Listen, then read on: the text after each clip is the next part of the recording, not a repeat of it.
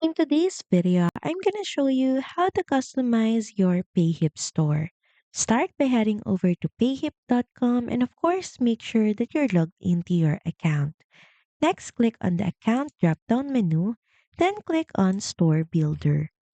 This is where you can customize your store and help you make it look professional and sell more fast. So first, your target would be to add your branding. Here, upload your logo. Also choose brand colors.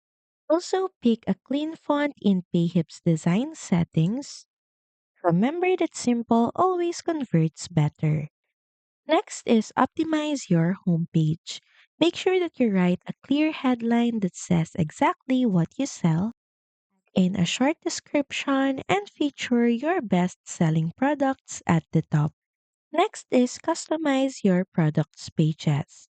Make sure that you use strong titles, high quality previews, and bullet points that explain what buyers get and how they can use it. After that, set up trust boosters, add a refund policy, frequently asked questions, and customer reviews if you have them. This removes hesitation and increases conversions. Finally, connect your domain or use Payhip's storefront link.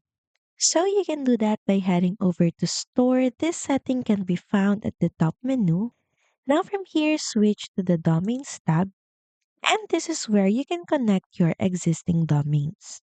Once done, try checking out or running a test checkout on mobile to see how your store operates in the customer's view.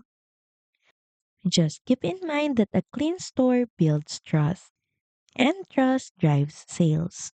So that's pretty much it. Thank you very much for watching this video, and I'll see you again on the next one. Bye!